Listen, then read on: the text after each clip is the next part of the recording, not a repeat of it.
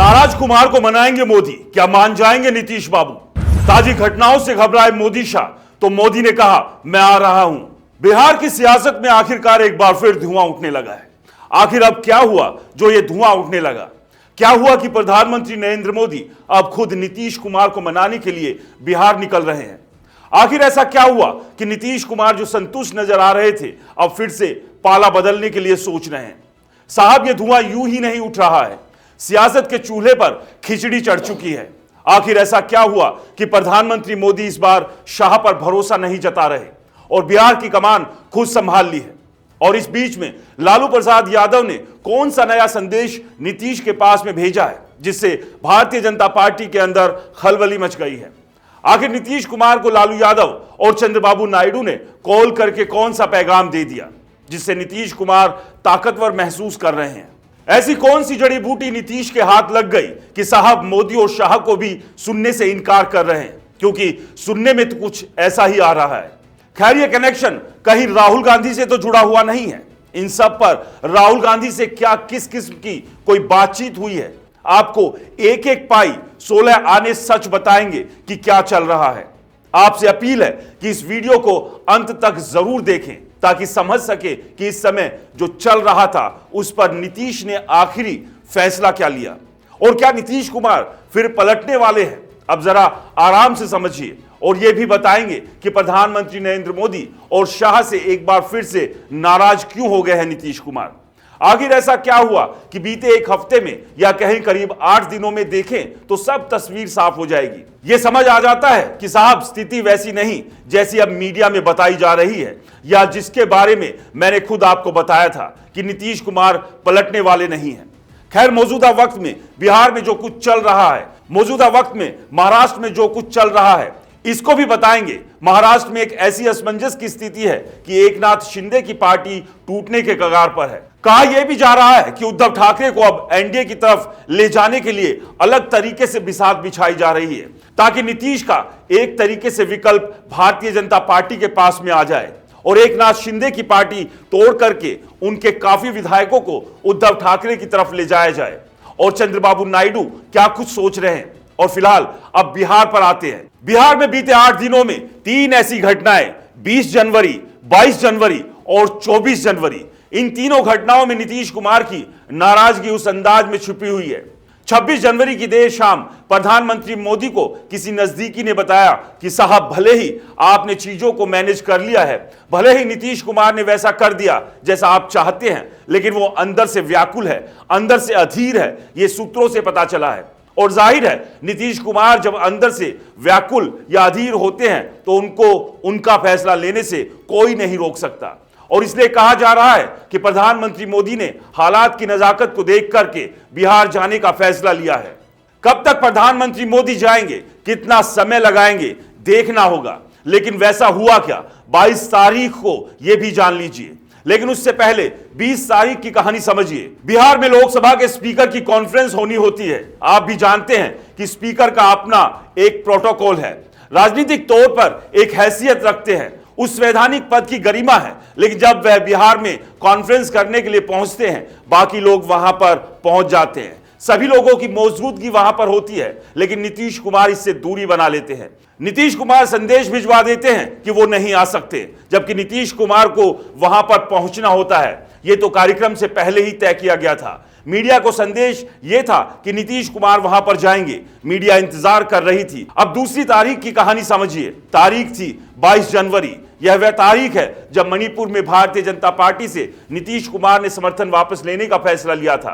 हालांकि एक विधायक, क्योंकि उनके 5 विधायक पहले ही टूट गए थे, मणिपुर में बीजेपी ने तोड़कर अपने खेमे में कर लिया था।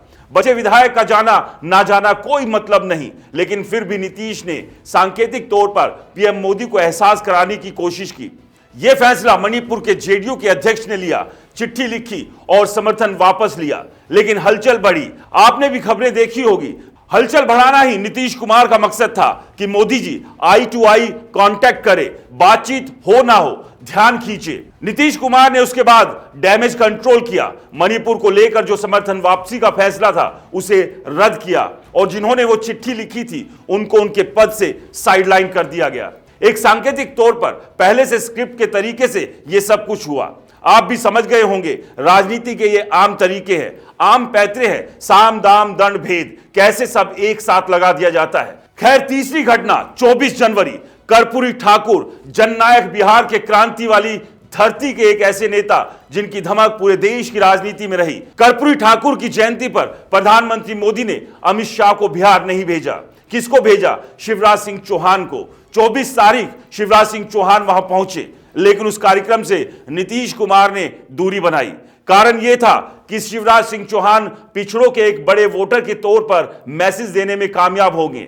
नीतीश कुमार भी पिछड़े, अति पिछड़े के मसीहा के तौर पर जाने जाते हैं। शिवराज सिंह चौहान से वो नहीं मिले। इन सब के बीच एक और तारीख जब जगदीप धनखड़, देश के उपराष्ट्रपति, बिहार पहुंचे। उनका प्रोटोकॉल यह कहता है कि प्रधानमंत्री पद और प्रोटोकॉल से ऊपर होता है। वो देश के उपराष्ट्रपति है और उनका प्रोटोकॉल सबसे बड़ा है।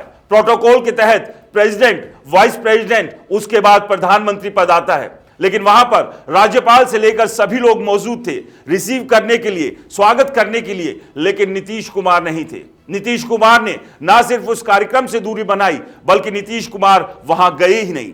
ये एक के बाद एक घटना ये दर्शा रही है कि किस तौर पर नीतीश कुमार ने जानबूझकर ये सब किया।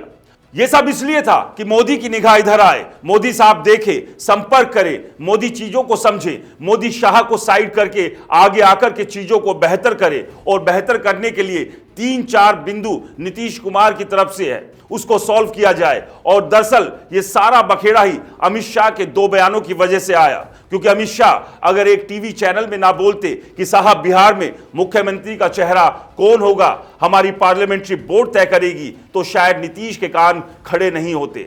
महाराष्ट्र मॉडल अगर बीच में सामने नहीं आया होता, एकनाथ शिंदे वाला बीजेपी के जरिए नीतीश के कान नहीं खड़े होते।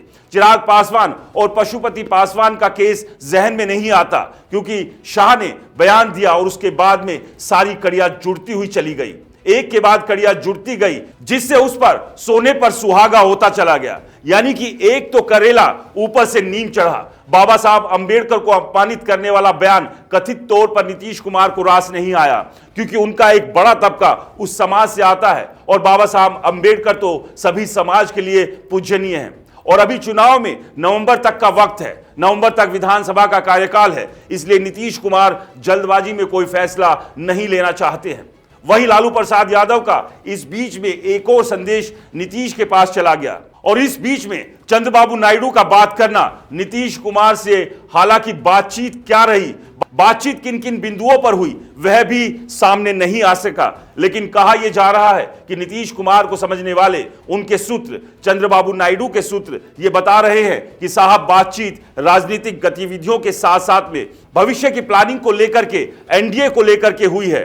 तो लालू प्रसाद यादव का संदेश, चंद्रबाबू नायडू की कॉल, जिसने नीतीश कुमार को एनर्जी दी, और इन तमाम चीजों के बीच में 4 घटनाओं ने और नीतीश कुमार ने प्रधानमंत्री को अपनी तरफ खींचने के लिए, आकर्षित करने के लिए लगातार एक के बाद एक संकेत दिए। अब जाकर के 26 जनवरी को प्रधानमंत्री मोदी को समझ आया, जब उनके एक करीबी ने संदेश उनको पहुंचाया कि साहब यह स्थिति है। अब कहा यह जा रहा है कि प्रधानमंत्री मोदी खुद बिहार जा रहे हैं, प्रधानमंत्री मोदी का कार्यक्रम बनाया जा रहा है। कब जा रहे हैं, कब तक जाएंगे, फिलहाल ये जानकारी नहीं आई है। लेकिन ये कंफर्म जानकारी आ रही है कि प्रधानमंत्री नरेंद्र मोदी खुद नीतीश कुमार को मनाने के लिए अब बिहार की तरफ जाते हुए दिख रहे हैं। बिहार वो पहुंचेंगे, यानी कि मामले की संवेदनशीलता ऐसी है कि लालू के अमित शाह को प्रधानमंत्री मोदी इस मामले से दूर रखने की कोशिश कर रहे हैं। क्योंकि जब शिवराज सिंह चौहान से नीतीश कुमार नहीं मिले, जबकि शिवराज सिंह चौहान से तो मुलाकात कर सकते थे, जो मोदी के दूत बनकर गए थे कर्पूरी ठाकुर उस जयंती के मौके पर, लेकिन नीतीश कुमार ने उस वक्त भी मुलाकात नहीं की। तो फिर प्रधानमंत्री मोदी को यह सोचने पर मजबूर होना पड़ा कि साहब स्थिति डामाडोल है, और स्थिति सिर्फ बिहार के नजरिए से नहीं बल्कि केंद्र के नजरिए से भी डामाडोल है। मोदी ये जानते हैं, ये समझते हैं, बात केंद्र की है। मोदी को कोई फर्क नहीं पड़ता बिहार में नीतीश कुमार मुख्यमंत्री रहे या बीजेपी का मुख्यमंत्री रहे। जाहिर तौर पर बिहार की राजनीतिक स्थिति को लेकर मोदी ये चाहते हैं कि वहां पर बड़ी पार्टी हमारी हो, ज्यादा से ज्यादा विधायक बीजेपी के जीते, क्योंकि उसी से राज्यसभा में सांसदों के आंकड़े आते हैं। लेकिन उनको बहुत फर्क नहीं पड़ता कि नीतीश कुमार रहे या ना रहे, बीजेपी का मुख्यमंत्री रहे या ना रहे, लेकिन उनको फर्क पड़ता है अगर वहां राजनीतिक अस्थिरता होती है। एनडीए में तो मामला गड़बड़ हो गया, उसका असर केंद्र पर पड़ेगा। जिस कुर्सी पर प्रधानमंत्री नरेंद्र मोदी बैठे हुए हैं उस कुर्सी के डामाडोल होने की स्थिति बनेगी। इसलिए इन तमाम स्थितियों को भांपते हुए प्रधानमंत्री मोदी खुद अब बिहार यानी कि पटना जाने की तैयारी में है। इसके जाने के बाद से मुलाकात होती है या अपनी तबीयत की खराबी का बहाना करके नीतीश कुमार वैसे ही वापस कर देते हैं या कहीं और निकल के चले जाते हैं। जैसे दिल्ली में नीतीश कुमार से ना तो जेपी नड्डा ने मुलाकात की थी, ना प्रधानमंत्री मोदी ने मुलाकात की थी, और आगे की स्थिति क्या बनेगी देखना बेहद महत्वपूर्ण है। खैर, आप क्या सोचते हैं, आपकी क्या राय है, कमेंट बॉक्स में जरूर लिखें। हम आपके जवाब को पढ़ेंगे और अच्छा लगा तो अगले वीडियो में शामिल भी करेंगे। नमस्कार।